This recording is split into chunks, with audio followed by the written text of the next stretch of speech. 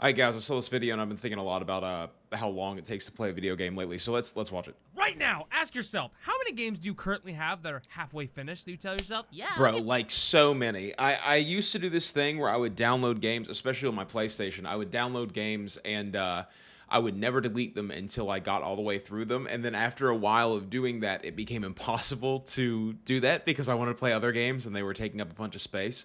And I had this awful penchant for only playing games that basically never end. And I think that that's such a trap that I've fallen into. I don't get me wrong, I obviously love MMOs and I'm never going to stop playing MMOs, but I was playing a little bit of MapleStory earlier and I was thinking about the whole time, just thinking about, wow, it would take me 20 hours to make real conceivable progress in this game right now. And I don't know if I want to commit 20 hours of my life to that game right now. I've been playing Fortnite a whole bunch. It's another game that you sort of just have to grind out for a super long time in order to get anywhere in it. And sometimes you just sort of have this feeling of, I wish that I could get some kind of fulfillment out of playing a video game that didn't take me an obscenely long amount of time to play. But I know that that doesn't super exist. And the problem with games that don't take a very long time to play is that they have a real artsy sort of vibe to them, and that's not always the thing I want to do either. Get back to that, knowing fully well you won't, or even worse, games that you'd love to play but have been gathering dust because you literally don't have the time to play them at all. A lot. Yeah, a lot! Hey fellas, it's your friendly neighborhood circle guy, and today I want to jump into what I believe to be a massive contributor to the problem I just mentioned. Well, this is the thing that I was just talking about, but there's so many MMOs that I like to play that I haven't touched in a while, like World of Warcraft, because I know that it takes commitment of a certain amount of my time. And so when you sign up to play World of Warcraft, you're buying a month of subscription, and then you go, oh, well, now I need to get my money's worth out of this, and I need to put all this time into it. And while I love those games, and I think that if you're someone who has a whole bunch of free time, there's not much better that you can invest it into than an MMO, but it does suck sometimes that those mechanics aren't available anywhere else, that video games are this medium that demands so much of you, and long TV shows are sort of the same as well. We've been watching House of Dragons because the new season was coming out, so we finished up the last season. We had never finished it, and then we're watching we watched the first episode of it, and I just always think to myself, wow, the commitment that these people ask of me for my entertainment and enjoyment is so high. But I do think that that's the thing that actually gives you the enjoyment at the end of the day, is the long-term commitment to it. And that's why I think so much of the time really short content like a 10-minute YouTube video can sometimes leave you feeling empty. And even when you go even shorter down to like the TikTok range, whenever you're flipping through TikToks, I think that you get such a feeling of longing because it just doesn't hit you where you need to be hit because you don't have any kind of connection to it. And spout my gaming opinions that absolutely nobody asked for. Charles, bring me my soapbox. Yeah, bro, you gotta get on the soapbox. Who cares if no one asked you for your opinion? You don't have to click the video.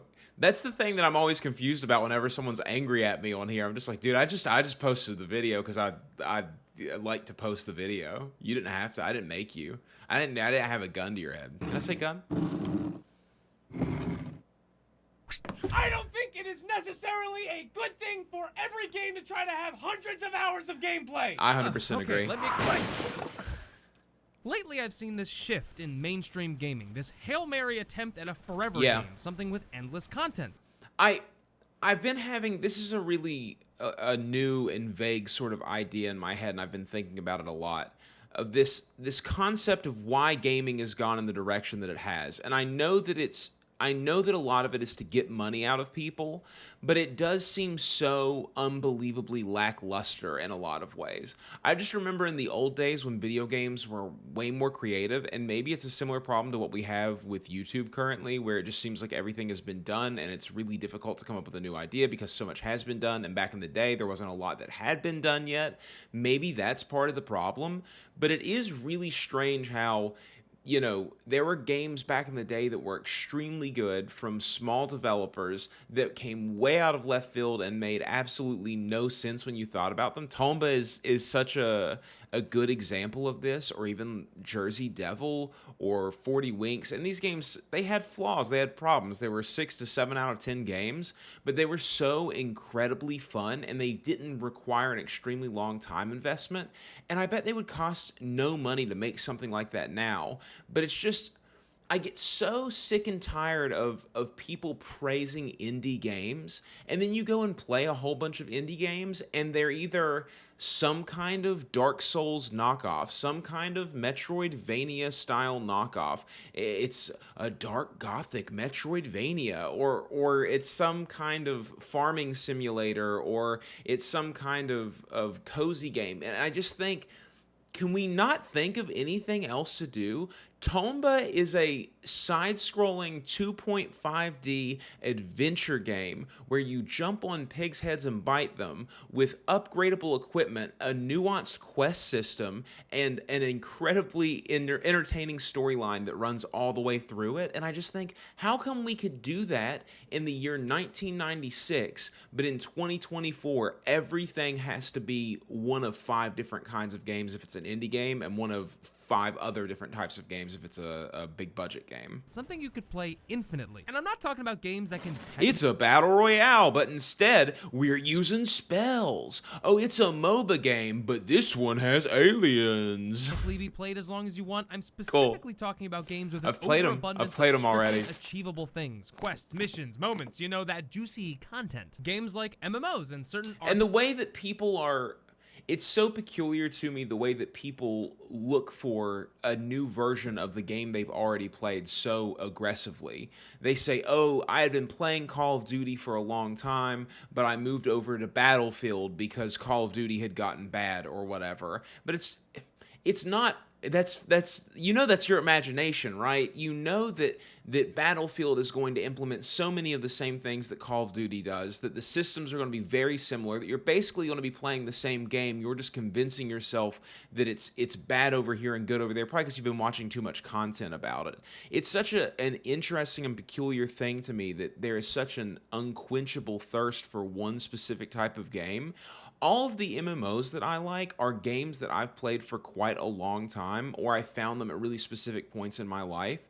World of Warcraft, I'd always wanted to play, and I just never had the capability to really play it, so that's why I ended up getting into World of Warcraft. MapleStory was a game that I played as a kid. RuneScape was a game that I played as a kid. Mabinogi was a game that I played as a kid.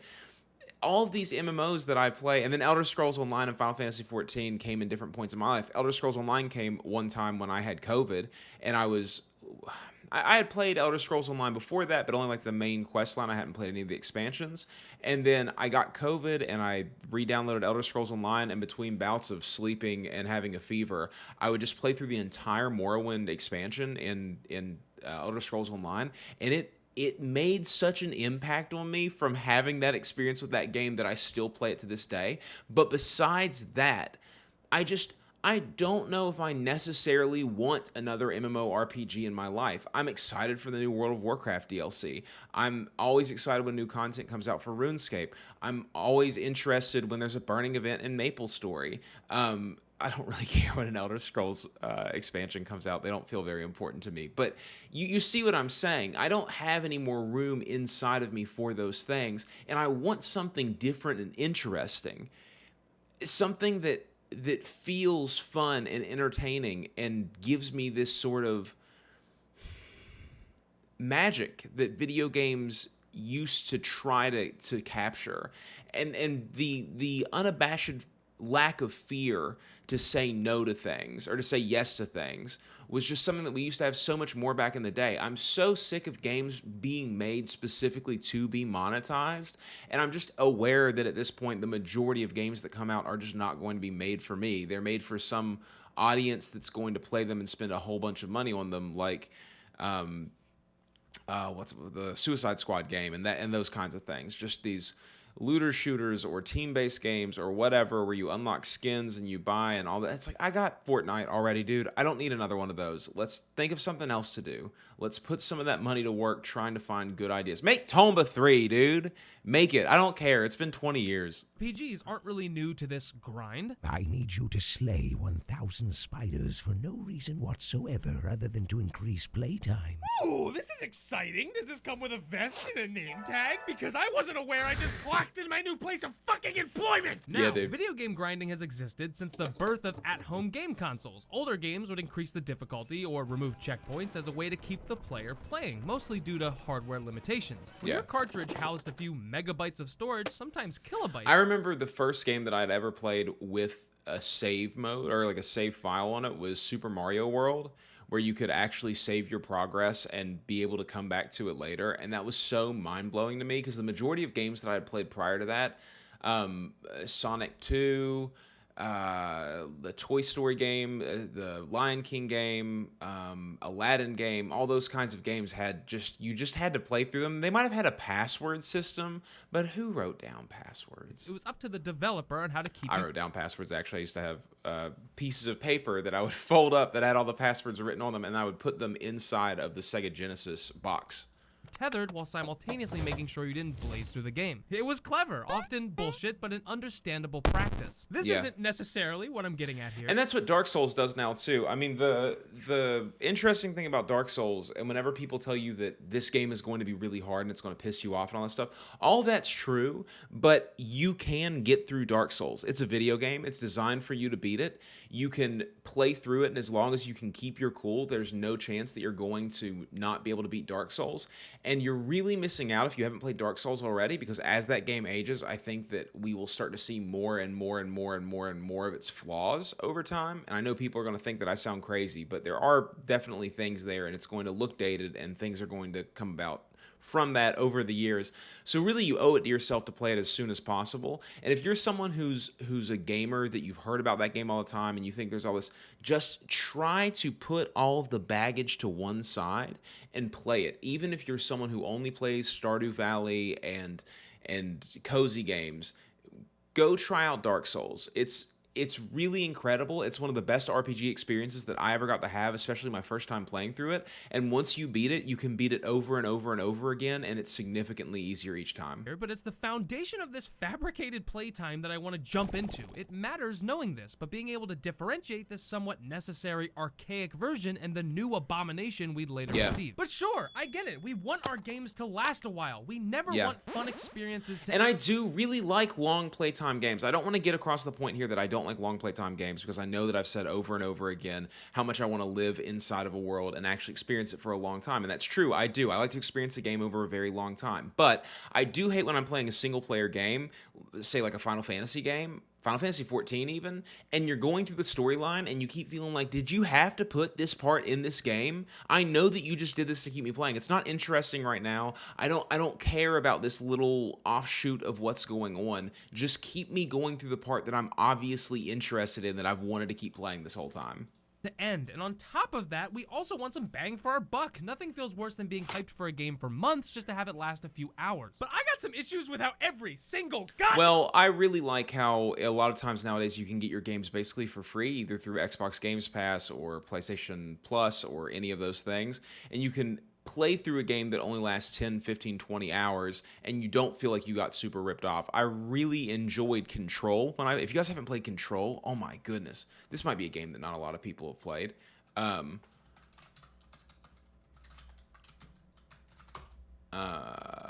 This game is sick. Just absolutely sick. It has an incredible storyline. It's very exactly paranormal stories about the fictional SCP Foundation. If you guys don't remember what SCP is, back in the day there used to be, and there might still be, all these creepypastas about SCP, which was this big underground facility that was run by the government that had all these monsters and weird objects hidden inside of it that were all being watched and kept under control because they were really dangerous to outside world, or to the outside world.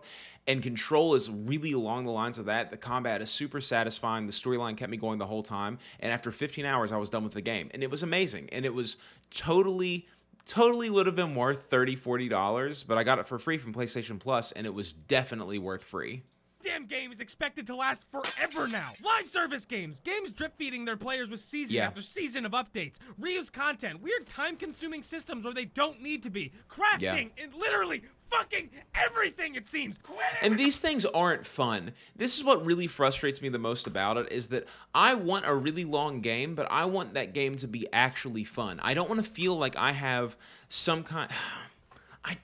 Maybe as I'm saying this, I almost disagree with myself in what I'm saying. I was about to say that I don't want to feel like I have a time frame to be able to get all this done in, and then if I don't get it all done, then I can never get it again, or I have to spend way more money on it later. It comes out after the Battle Pass. You buy the Battle Pass for $9.99. If you get all the way through it, you can get everything that's in the Battle Pass, but if you don't, then when it comes out later, it's $15 a piece, and that's really frustrating because you haven't played the game for a certain amount of time, or maybe you missed an event or whatever. But that being said, games like World of Warcraft, where the content is so old now that there's no reason to play through it anymore and stuff doesn't come and go in seasons, then it sort of gives you this issue where there's just a whole bunch of dead content, and yes, there's a ton of stuff to do, but do you really need to do any of it? Do you really need to go and get invincible from a raid that now you can do completely by yourself by just running through and just killing everything with one hit because of how crazy the power scaling has gotten?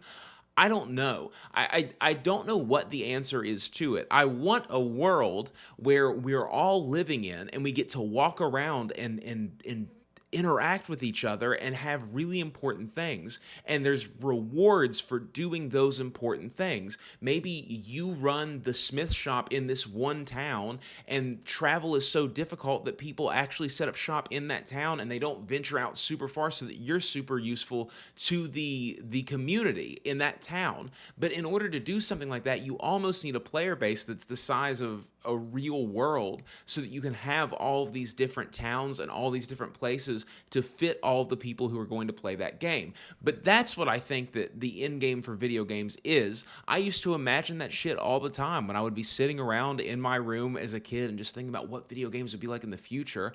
I imagined being able to go out and fight dragons that are terrorizing a town of actual people, and the only reason that I'm able to help them with their dragon problem is because I've played the game for 30,000 hours or whatever the hell it is. They don't need to be crafting and literally fucking everything, it seems. Quit it with the fucking crafting. Chill out, dude. And this isn't even the end. Yeah, I do hate especially lackluster crafting systems in video games. I kind of hate crafting systems in video games, period. I know that it's there for people who aren't like me, but a lot of times in order to get your first tier set or gear set in any kind of MMO, you have to have crafting, sort of. That's one of the easiest ways to get a decent enough gear set to get you into the content, and that kind of frustrates me. I don't love having to go around and pick flowers and then bring them back and brew them into potions and then take those potions and trade them in the auction house. That's not my favorite thing in the world to do. I want big quest lines where you're doing these really interesting puzzle-like solvings of mysteries or problems for people around you, and then you get rewards that are worthwhile that unlock content or items that are really useful in content. That's the kind of thing that I want to see from video games. Even before updates and additional content post-launch, every game is expected to also release with enough content to keep you busy until you're fucking dead. Some of you may think, well, isn't it good to strive for more rather than to settle for less? And that would be the case if it weren't for the glaring fact that this current time-sucking content hellscape is lowering the quality of games across the board consistently. Not only do so many games try to promise this unobtainable content paradise, but nearly all of them fail when they do. Content gets rushed. I don't like being marketed to in that way anymore. I don't like when people tell me that there's going to be 150 hours of gameplay in this game and all these things. I would much rather and I haven't played Cyberpunk and it looks really good, so take this with a grain of salt.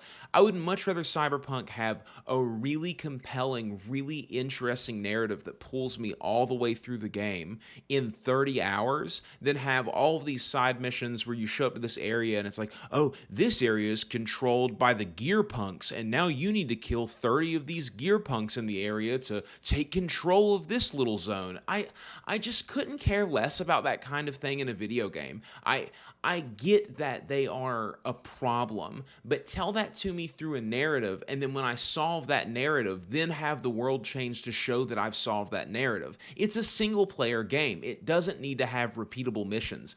Build it into the game to not have those. Recycled or even cut and resold later on. You know what game I think was really, really good back in the day is Kingdom Hearts. I haven't played Kingdom Hearts for probably 7 or so years at this point, maybe a little bit less, maybe 5 years. I played Kingdom Hearts 3 when it came out, and then I played Kingdom Hearts 2 maybe like right before that. But that game was so interesting in the way that it sort of propelled you through it and gave you branching paths, but it all sort of ended up in the same place. There was this storyline that was really, really appealing. The aesthetics were super good. There wasn't a whole bunch of filler content, but there was some interesting in-game content, and especially in the upgraded versions. Now there's much, much more difficult bosses. The combat was really satisfying. There was a crafting system, but it wasn't that complicated, and most of the items you gathered just from playing the game. The hidden items in the game were really, really cool and worthwhile to get. It was just, there was a glory day of RPGs from PlayStation 1 to the PlayStation 2 era where Square Enix was really killing it, and a lot of people were looking to them to make a whole bunch of different content like that. And I just miss those glory days of gaming.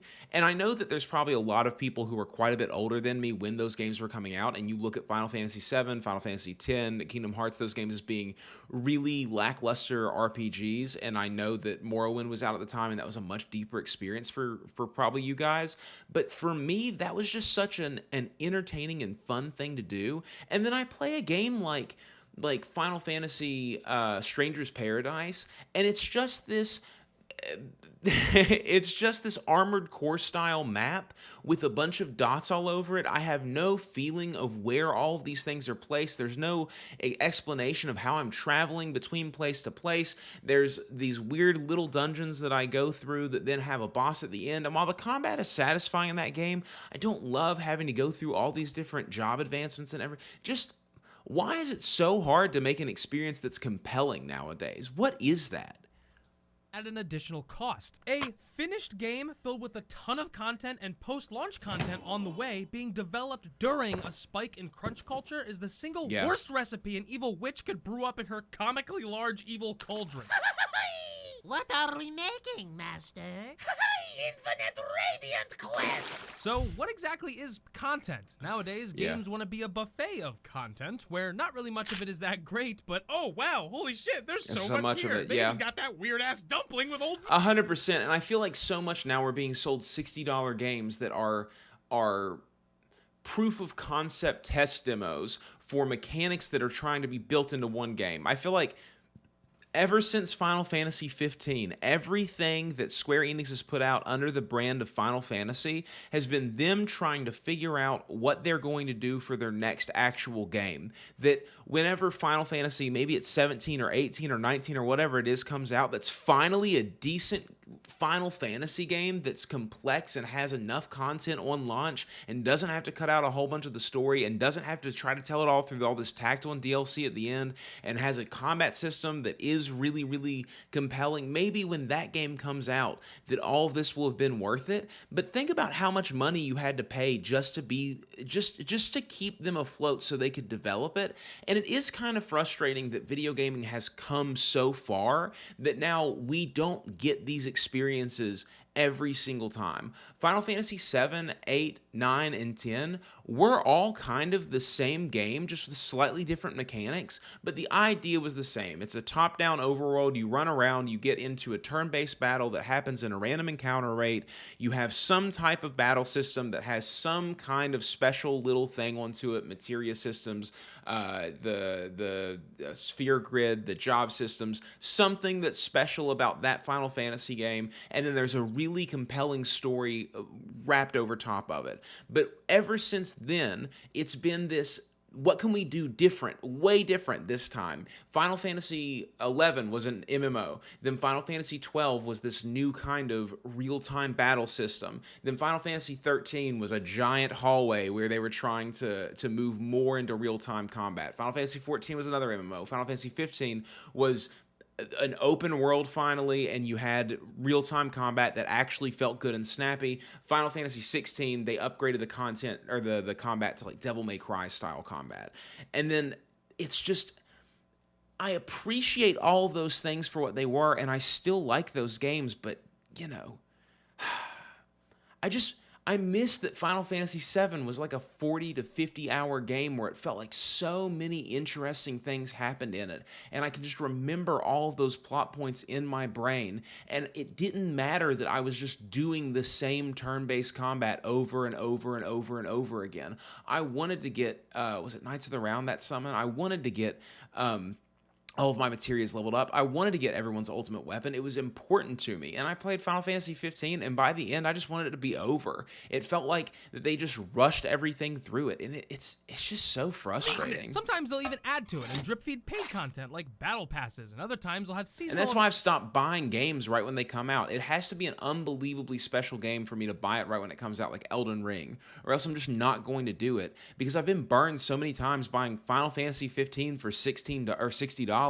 And then within 4 months, it's $5 on sale because no one wants to buy it anymore. And then people have resold it to hell and back. Events meant to weaponize FOMO. I know this argument has been made about DLC and pre-order expansion passes and stuff, but I think the real issue here has been brushed under the rug, and that's the fact that more games today are attempting to steal your attention forever. And almost no game can do that through quality. Far Cry 6, Dying Light 2, Ghostwire Tokyo, Horizon Forbidden West, Watch Dogs Legion, Days Gone, Outriders, Biomutant, Gotham Knights, basically every single Assassin's Creed game ever made, and especially Death Stranding. You know what all of these games have in common? The fact that if you removed half of the content, you'd only be improving the final product. That's if your so game true. supposedly has a wealth of amazing things, I want to see them. Why would you hide them behind walls of garbage filler? And of course I don't expect every game to blow my... how come I'm following down this one path of storyline? How come I'm chasing down this one bad guy, and then I think that he might be in this haunted mansion, and then this sounds kind of cool actually, and then I walk into this haunted mansion,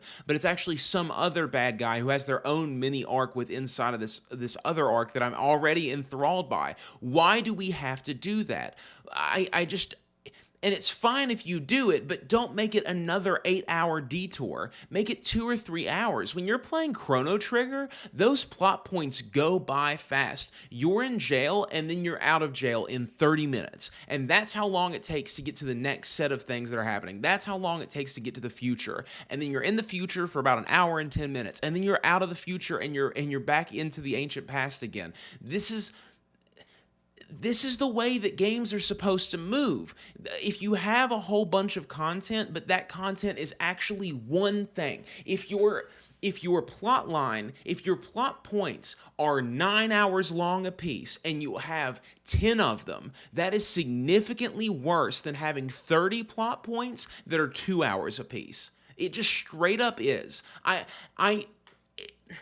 Does it make sense to you when you hear that? Do you picture what I'm picturing in my head? That I don't want to see 9 hours about some random dude. I might not like that random dude, but if you put him in there for 2 hours instead, then maybe I don't dislike him because I don't have to see as much of his annoying face, and I have a fond memory of it because it was a speed bump on my way to do something else. Mind every 10 milliseconds like a toddler with short-term memory loss? That's not the issue. And dude, I understand. That's why whenever I hear people say the phrase, I'm a game developer, I always think, do you want a cookie from me? Do you want a cookie for going out here and saying the most incredibly obvious things like, oh, games should be fun right from the start or whatever? I get that's a point of game design, but that's like saying, oh, you should make enough money that your expenses are only 40% of your earnings or whatever it's supposed to be. Yes, but you're not saying how to do that. You're not explaining that you actually have any information in your brain that actually gets you to the outcome that you desire. All you're saying is that you've heard repeated stuff from somebody. And that to me is a skill issue, dude. The reason that I can think about these things about video games is because I've played so many of them and experienced so many of them that at this point I now have a pretty innate feeling not only about the overarching meta of what a game should be, but also what all the little minor points are that make up those blocks that you then assemble together. And online multiplayer and single-player games have vastly different expectations and common features, but I'm conflating the two mostly because this issue is prevalent in both. What I'm getting at is, one day I will be dead. One day I will be cuddled up with the worms and moles of the world, but before that inevitable day comes, I will be enjoying video games as much as I can. And when I have to balance my work, social life, sleep, and other stuff with video games, that leaves me with an extremely small sliver of time for those games. And when I expand that inner sliver, you're gonna see I don't have a lot of time to fuck around doing nothing in them! And that's coming from a dude where video games is a portion of my job. This is even worse for everyone else. There is so much fluff, filling, padding, and stuffing. And I had a person comment the other day talking about how they only have about 2 hours a week or something to play video games. And I do feel for those people. I almost want to say to that person, maybe video games aren't the hobby for you anymore.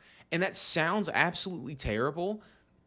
But in the modern day landscape, 2 hours a week is just such a small amount of time to be able to get any of the joy out of a video game that they want you to glean out of it. I mean, even if you're playing a game like Fortnite or Warzone or League of Legends, these games where you're supposed to just be able to jump in and play a little bit, yeah, that's part of it, but really there's a whole other meta thing going on where it's collecting skins and emotes and getting better at the game so that you can dunk on people, just all of these little things that take an insane amount of time to put your effort into, and it makes it so that playing video games is just a hobby that eats up your time like nothing else.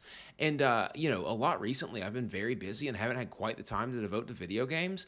And so I've just been often deciding that I'm not going to play them. And I've been opting to watch The Boys and True Detective and The Wire and just that with the hour or so that I have free every now and then.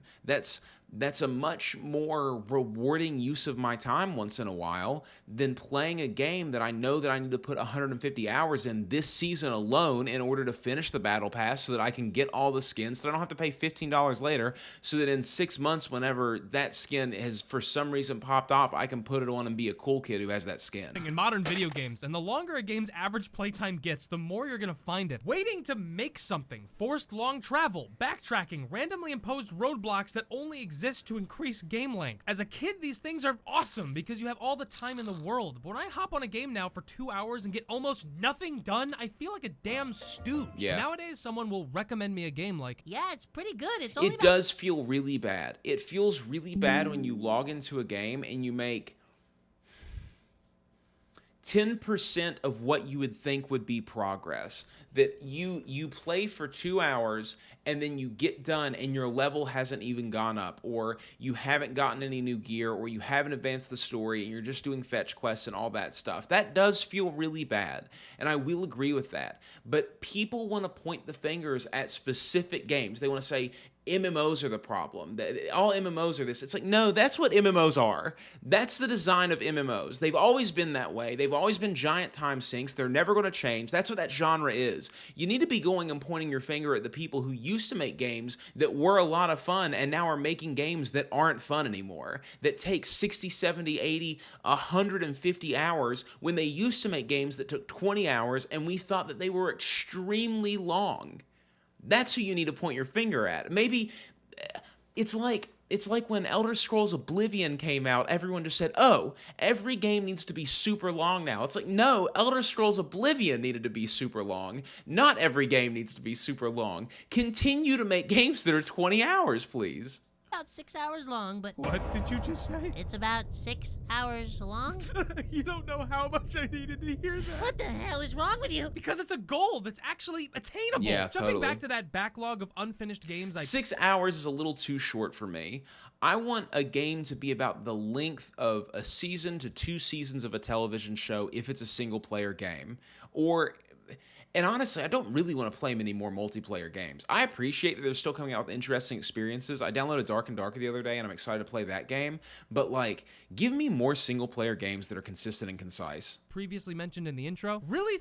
18 to 30 hours long, I think, is a perfect length of time. It makes you feel like you've accomplished something when you're done with it. And if you pace the game well and you put the story beats where they need to be and you make them a significantly shorter amount of time than 9 hours each, the game will be good. Think back to those games. And How you have a often were good you concept. actually immersed or engaged in the gameplay? How often were you experiencing something new or innovative? Or did you maybe abandon the game due to its overabundance of slog and you never even got to the good advertised stuff whatsoever? You see, right there, that is the the issue here. It's not expanding the playability, it's restricting it. Yeah. As I get older, I realize games that have 10 hours of excellent content will almost always be better than games with 30 hours of excellent content and 70 hours of fucking padding. But look, it has 100 hours of content. Isn't that outstanding? And this is, I mean, it's just so true, man. Control was a game that, as I said, I played it over 18 hours, and I think about its storyline all of the time. I think about the things that I did in that game and learning about the world that I was living in and all the experiences that I was having. And that's just something that doesn't happen to me a lot when I think back about Far Cry 5 or when I think back about Spider-Man 1. They weren't important to me because there was so much of them that I almost got flavor fatigue. You know, when you eat the same food too much and you love it at first, and then after a while you're like, I don't want to eat that anymore. You start cooking a recipe and you think, I could eat this every single day, and then 4 days later you don't even want to look at it anymore. That's what games that are really, really long do to me, that just have repetitive, nonsensical, don't need to be here content. Spider-Man 2 for the PlayStation 2 was so much better than Spider-Man for the PlayStation or for the PlayStation 4. And here's the caveat to that. You have to compare what Spider-Man 2 was like when it came out versus what Spider-Man 4 was like when it came out. That's the experience that you have to compare. And the older one was better at the time. Now, it won't be better if you go back now, obviously, because it's dated and shows its issues. But back then, it was mind-blowing. And Spider-Man, I know that people love that game, but it was just like, it's a Spider-Man game. Deathloop is a great example of a game with backtracking, but simultaneously staying fresh, short, interesting, and concise with its gameplay. Hopping on for an hour and finishing 5 extremely... I mean, I can even make the... Sorry to interrupt that. I can even make the argument that Spider-Man 4, the PlayStation 4, wasn't even that much different than Spider-Man 2. That it was a concept that they had been doing over and over and over again for years, and that was just like the best one they had done in 10 years or something. Varied fun missions before putting down the controller feels a whole lot better than starting up a mission to listen to a dude talk for 48 minutes while I slowly follow him to a destination to retrieve something stupid and walk all the way back. And listen, I'm not saying RPGs or farming games that go on for billions of hours shouldn't exist. I mean, Christ, I love RPGs. Me too. Obviously. They have their place just as much as short indie experiences do. But my problem is this massive middle blob of games that want to be anything and everything and succeed at nothing while simultaneously being just, I don't know, boring. It seems so many games don't know what they want to be anymore. Video game genres as a whole seem to be losing their identity. Yes, I agree with that. First-person shooter racing farming sim. This game. That's what I'm saying, is that when a game comes out that is popular, every developer in the world looks at that game and says, well, we have to implement that game into ours. These test grounds that they're using, which is the open market for video games, for new things to throw into their game, lose this character of the game. You couldn't craft items. There was no crafting system in Tomba. It was a 2D side-scrolling adventure game with a quest system. And that's all it ever was the entire time you were playing. And they found new and interesting ways to work within that genre, that they didn't have to all of a sudden 12 hours in be like, well, now you have a homestead and you can put up farming plots to start growing different types of materials that you can then use later on when we unlock alchemy, and then you can start putting them into this big distillery and turning them into chemicals to make new kinds of weapons and consumables out of. You don't need that in every single video game. You can give me a shop where I can buy those things. You don't need to pad out your game with a whole bunch of mechanics that take hours and hours and hours and hours and hours to get used to if it's not meant to be like that. It's a single-player experience. Why do you want me isolated for 12 hours? Thank God I added multiplayer. You're going to want to pre-order for early access to the V12 eggplant shotgun. There's never enough time to do everything you want. No. And you don't even want to do most of it. The industry is curving in a way where it's becoming far more acceptable to release a game half-baked with the promise of fixing fixing it or Yeah. improving it later on than to delay. I mean, look at Cyberpunk 2077. It's gone from being one of the most hated, most disappointing releases of all time to being one of the most popular games, and almost never drops below $30 now. And when it first came out, you could get it in bargain bins for $5. or take your time was crafting a broken. polished work of art. Back in the day, We didn't get updates, patches, and performance updates. Outside of the occasional international release changes, you had to Totally. make sure whatever was on that disc or cartridge was Worked. worthy of its price tag. And often it wasn't, in fairness. But Yeah. this rush games out the door, time-crunching development hell world we live in was partially forged in the same crucible that invented the notion that every game must last forever. You know, it actually made me happy to hear when God of War Ragnarok got delayed. Most of the time, delays Yeah. are positive. Waiting for a refined product will always be better than getting an underdeveloped mess quicker. But gamers suck. Gamers are seriously my least favorite group of people, and I should know I'm sadly one of them. No matter what you try to do, they'll never be happy. Well, gamers, and obviously I'm not talking about you guys, because you guys are awesome, but gamers are stupid. By en masse, gamers are so dumb. They will say that they want something, and then when they get it, they will talk shit about it as if they have no idea that it's what they asked for in the first place. They will see an MMO that has community-driven aspects, and they will go, oh, I hate this, even though they've been asking for an MMO with community-driven aspects for years. That's what gamers do. They only focus on the negative things, they play games they hate, and they completely cede so much of their money to companies that don't deserve it. Oh boy, which route, developer? Release the game too soon and get shit on, or delay a game and still get shit on? The choice is yours, my friend! Speaking of crunch, while writing this video, me and my friends made the extremely poor decision of firing up Anthem. It is so hot in here, guys. Not to derail things, but like we are experiencing a heat wave right now. I don't know if everyone else is in the world or not, but currently here we are experiencing an insane heat wave. The real feel for the next week is going to be over 100 degrees. And in where I live, it's moist, oppressive heat, and the system is not set up for it. And man, it's gonna be a scorcher for about the next week. And I'm just sweating up here with all these lights on and everything. Our upstairs gets so much hotter than the rest of the house, and man, Remember it's that brutal. travesty? It's on Game Pass anyway, and we did this on the condition that we'd only check And out then you the got to main turn the air conditioning down because you don't want your electric bill to go super, or you got to turn the air conditioning up, because you don't want your electric bill to go super high, and just it sucks. inline content. None of the grindy, worthless crap. Because, But you gotta yeah, keep mech those suits that grids fly going, around man. Don't want those controlling the blackouts. fucking weather is We had a situation like this about a decade, about 12 years ago now, where we had a derecho that came through, and it was during a time period like this where it was 100 to 110 degrees every single day, and knocked out power for 70% of my state.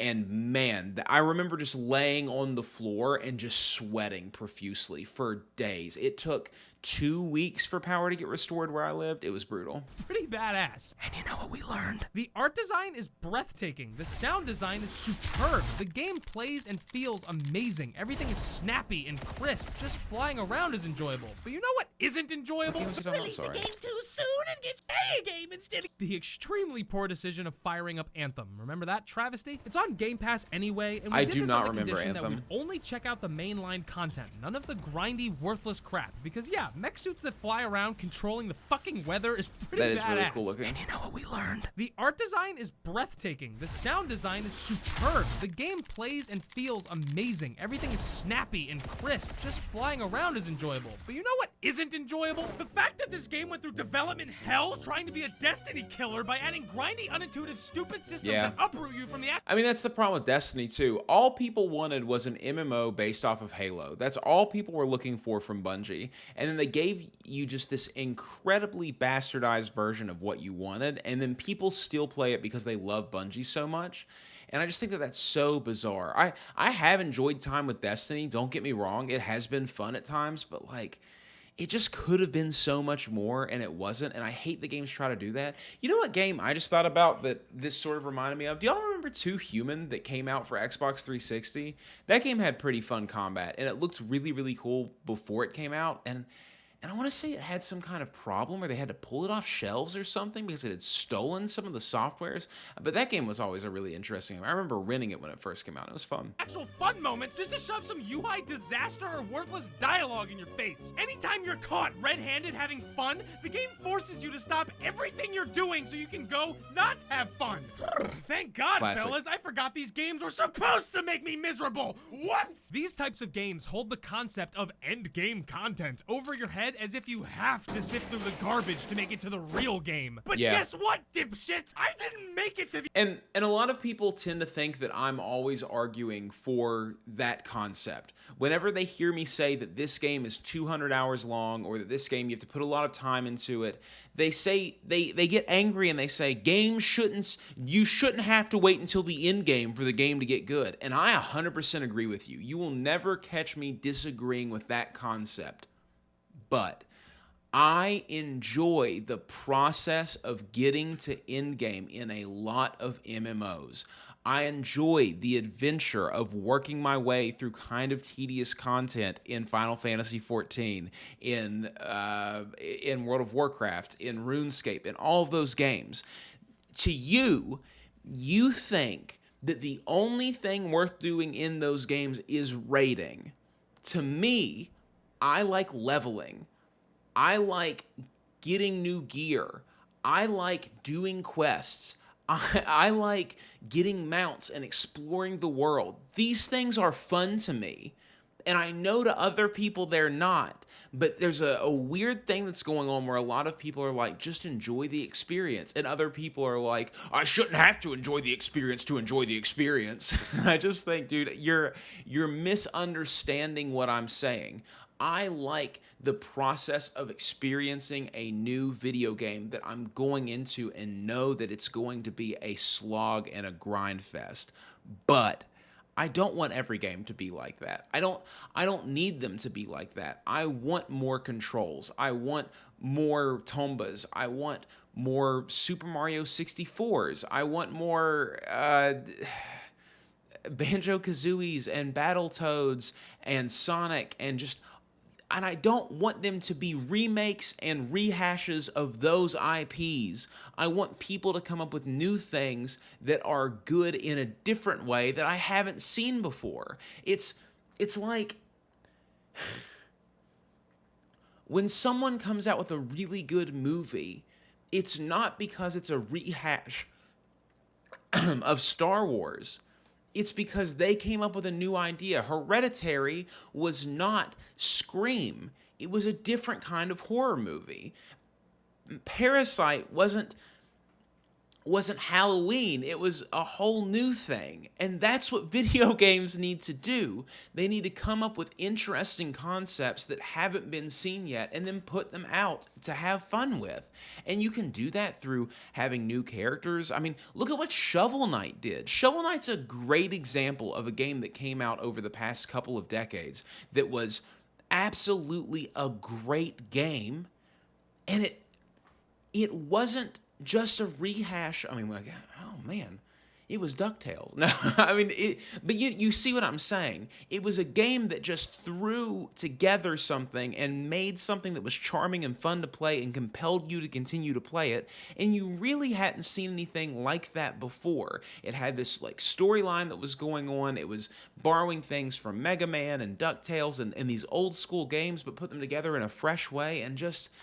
Man, do that. Build off of things, but don't make it everything. Don't bake me a cherry banana beef chocolate jalapeno cheese pie. Make me a really good cherry strawberry pie or something. Figure out a way to put these things together that are in harmony instead of just trying to give it all to me and be like, now you never have to leave this game. And I think, but I want to immediately. The endgame content, because the base game fucking sucked!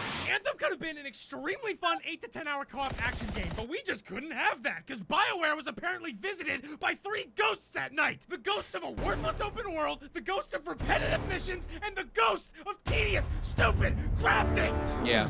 What This guy matters hates at the crafting. end of all of this is I don't think I hate any video game system, period, but I appreciate that he's going in on crafting. It is my least favorite that one. we all need to unanimously push Give me for. big sword. Let me hit thing with big sword. In the way this segment hopefully ties a bow around the point I'm making, the vision of every game also needs to find its little bow.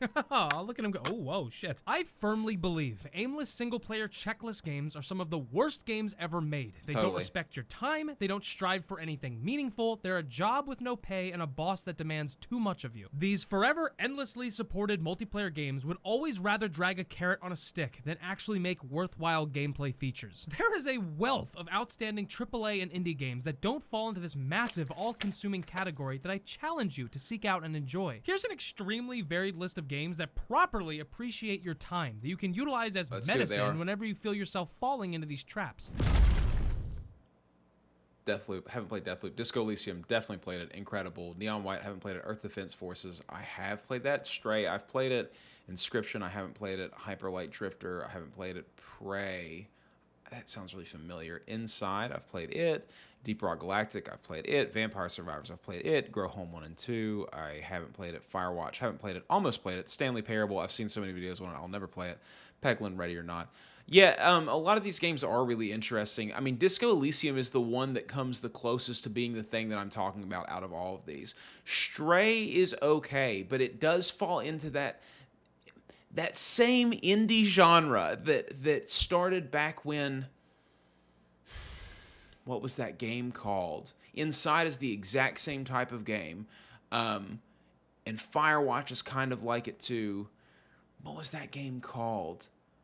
Not Amnesia. It's the one where it's like a silhouetted kid and you're running basically just one direction and then other times you have to go back the other direction. But it's this weird puzzly sort of side-scrolling game. And these games are all kind of like that, where they put you in an area, a small room, and there's no real narrative or like thing combining it together. It falls in the same vein of Portal. Portal might have actually been the first thing that really coined this concept. But they put you in a small room or a small area, and there's some kind of puzzle that you have to solve, and if you don't solve it, you die, and then you start back at the beginning of that area, and then you run through it and you try to do it again. And those games are okay, but that's not really what I'm talking about when I'm talking about the kind of games that I wish people would make. Now listen, I know this list is psychotic, unorganized, and truly deranged, but I think these games perfectly emphasize what I'm talking about. All of these games are super fun, and they're consistently fun and diversely engaging the whole time despite being extremely different from one another. And just as a wise man once said, if the game's not fun, why? And Disco Elysium is a 30-hour game, but it is incredible. I mean, you are enthralled the entire time. You want to continue to play it to see what's happening. Mother!